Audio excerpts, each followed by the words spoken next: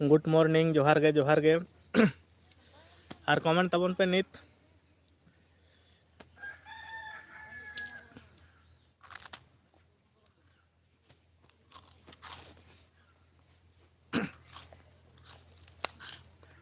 दमे कुआसा कदा तेहन दो हाँ अड़ी बढ़ती कुआसा कदा नौका गोटा गे कुआसा कदा पूरा ᱧᱩᱛᱟᱹᱛ ᱧᱮᱞᱚᱜ ᱠᱟᱱᱟ एनांग मा ओंडे साब गे बाय साब लेद तिᱧाय ओड़ाग रिᱧ ट्राई तहन बाय हुयुग कना कोनो मते गे आर दमे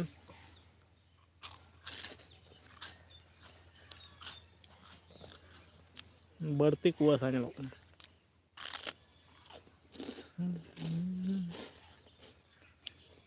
तेहन सेता हन तो 7 बजे लका बजाक कना कुठिन कुआसा कदा तेहन दो कूढ़े दमे हेज कना बाय ᱧᱮᱞ ठेगक कना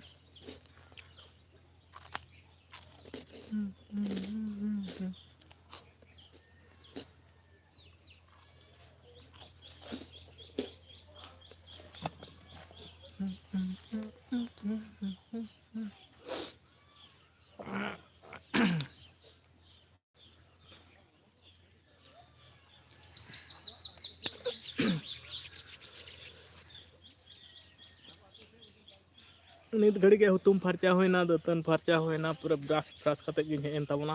और जहाँ जगह रे लाइव चालू ले तबना ओंडे खना तो बांग होयोग कान गया नेटवर्क दमे प्रॉब्लम दाय और किछु को कमेंट ले तबना सानाम को गे हां अड़ी गान कमेंट हेजना आकाश पगला ब्लॉग गुड मॉर्निंग दादा गुड मॉर्निंग तेतांग सरल के जहुर सागुन जोहार चेद लेका मेना पिया फैमिली रे नापाय गियाले हां नितो इनांगा कमेंट कुछ पढ़ा तबना लाइक डान ड्यूटी सेता कमी हाँ ड्यूटी सेता कमी कना आवाज बांग हजुक कान तहन म्यूट लिंग दोहले तहन और बांगे बुझ नामोक कना आवाज बांगे हजुक कान तहन म्यूट ले तहन इन नितो कमेंट तबन पे हाँ सनाम को गे सागुन सेता जोहार लई तबन पे हाँ ओंडे जहाँ टेन चालू दा ओंडे नासेना साबे तहन ओना होते ते म्यूट करते ब्रश हो कान तहन मने हापे 3 घड़ी चला हाँ अदो ओंडे मा बाय चलाव लेन गया ओना जगह खना नितो दो एटा जगह स्वरा हेज होय कान तिया और सानाम को गे इन पाहटा खना इकैन खोजो कान तबना ओंडे हाँ म्यूट करते इन दोहो लेदा और नितो मा कमेंट तबन पे नितो कमेंट को नितो दो रिप्लाई तबना और सानाम को गे चे लका मेना पिया सागुन सेता सेता जोहार तेहन दो फास्ट सेता रे हाँ लाइव लाड़ा का तबना और कुठिन कुआसा कदा आले नतो कूढ़े दमे हेज कना अड़ी बढ़ती कूढ़े हेज कना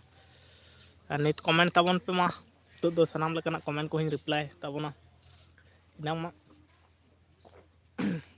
आले ओना गे मिटान जतो खना माराम प्रॉब्लम होयो कना बाय सापाय ओंडे माने ओड़ा ठेन जहाँ ठेन सुकरी कोले तोल काट को आदो ओंडे गे हाँ इन कटी साबे तहन आदो ओना तायनम मा बाय साब लेद गया कोनो मते नासेना कटी साब काते आदो बंदोयना काटा काटा हेजना नितो दो ठीक गे नो ओंडे खना नि सराव कना अडीटा गे ओना लाटा धारी हेज अकन ताबना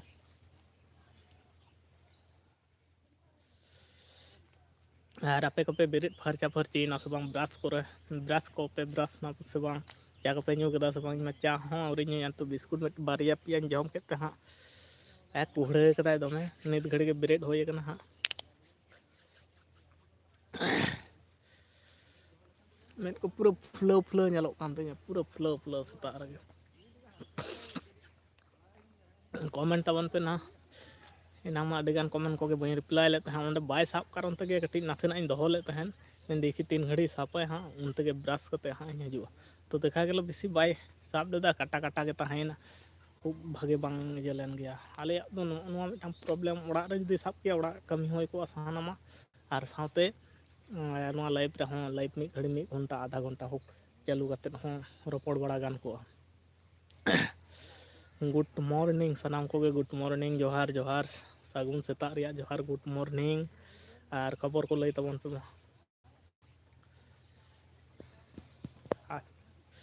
ब्रश नापे से बांग चा को पे चा नाश्ता को होई ना से बांग हाँ लई तबन पे डी सकाल सकाल तेहन दो लाइव पिन लड़ा का तबना पूरा सकाल सकाल सकाल सकाल गिन लड़ा का हॉर्मो को बांग रपो तो कना ते दिन अडी गद्धब बुझे कना चेका चो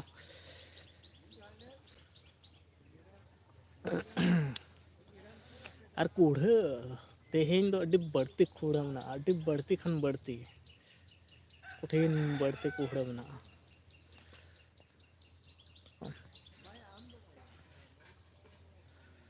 अड्डी बढ़ती कूढ़ा मना तबना तेहें दो अड्डी गान कूढ़ा मना तेहें दो फास्ट खना जे कूढ़ा कदा कठिन कूढ़ा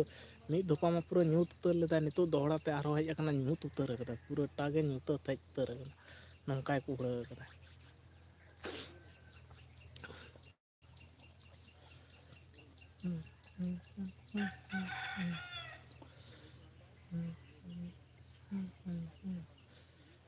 ᱧᱩᱛ के ñeloक kana se चेलका ñeloक kana ha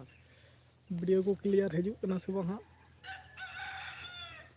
bang बुझ ñamok kana बहुत दिन पटम करते गए इन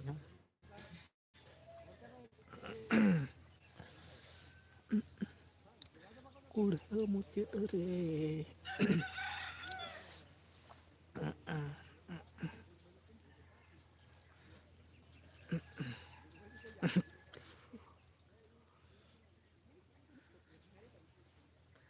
राबंकाना दादा राबंकाना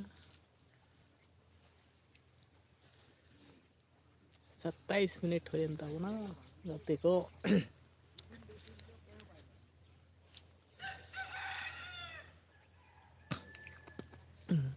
कूढ़ा पे ñala चिका कूढ़ा कदा कुठिन कूढ़ा कदा नंका कुठिन कूढ़ा सेता पले खना अड़ी बढ़ती कूढ़ा ñeloक kana नितो तर कदा कूढ़ा कूढ़ा ते हा लाइफ इन लड़ा का तबना विशाल कूढ़ा ñeloक kana कूढ़ा मा कूढ़ा दमे कूढ़ा ñeloक kana गुड मॉर्निंग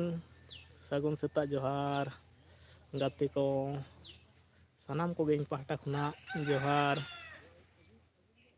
अरे नांग मैं म्यूट ले तबना हा उन्हें बाय साब लेदा टावर जहाँ ठेनी दहल फास्ट उन्हें तो बाय साब लेता है गुड मॉर्निंग दादा हिली गुड मॉर्निंग झेल झरना ऑफिशियल गुड मॉर्निंग और चेत लेका मेना पिया नपाय गयाले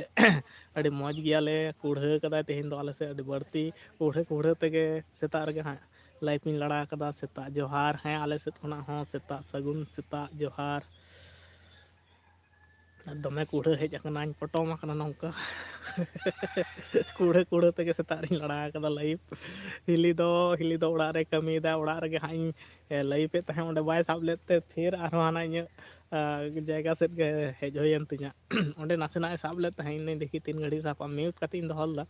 ओंडे मा बेस सही दो बाय साब लेदा काटा काटा हजू कानते फिर आरो बइन काटाव लेदा नोआ लाइफ दो ओना लाइफ पे आरो नतरी अंगू काते आदिन दापे हाँ कटी रपड़ बड़ा कते हाँ बंद होयोआ आदिन भाबित लेदा होयतो सापाय बाय साब लेदाय कोनो मते के बांग होय लेन गया 2-3 मिनट कते तहन खाना फिर नेटवर्क उटांगो कना आरो 2-3 मिनट कते तहन खाना आरो नेटवर्क उटांगो कना नौका कना और दमे कूढ़ा कदा कूढ़ा नेल ताबन पे चिकाय कूढ़ा कदा आले से सेता रे हो नौका कूढ़ा कदा ठिन कूढ़ा ñeloक कना हो ᱧᱩᱛᱟᱹᱛ गे ñeloक कना हो ᱧᱩᱛ चाबा ñeloक कना अरे इन हो ना कूढ़ा तेगे तेहें दो नते गिन निजे का ताबना लाइफ को लड़ा का ताबना इन दिन भाबित ले ताहे तेहें दिन रे दो हाँ ओड़ा रे सापाय ओड़ा रे मा बाय साब लेत गया कोनो मते गे और ब्रश पड़ा को होइना से बांग झरना ले तबन में आम गे हाँ चा नाश्ता को होइना से बांग इनमा आउरी ब्रश कते गे होय नते हेज अकना हाँ चा को लोलो कते हाँ न्यू बड़ा हुयो 30 मिनट होयन ताबना हाँ ओड़ा रगे गड़ो बाय मनी कना नेटवर्क टावर के बाय तहन कना ओड़ा रगे तहन लेखाने अडी गान बेस बुझाव को सेता सेता आका दिन चो सापा बेस सही आका दिन तो बाय सापा बेस सही हो नौका परिस्थिति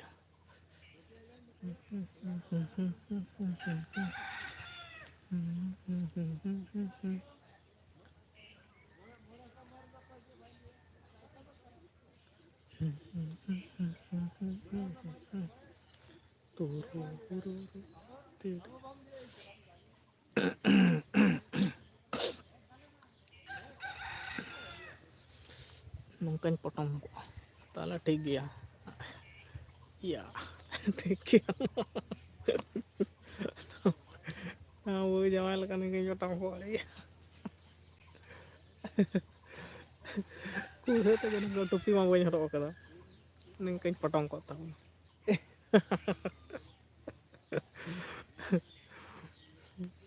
Ningkañ tahena. Kan ठीक गया. Iya, ठीक गया itu.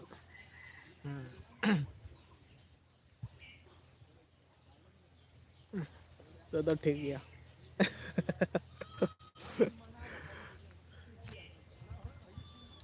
Community moderation of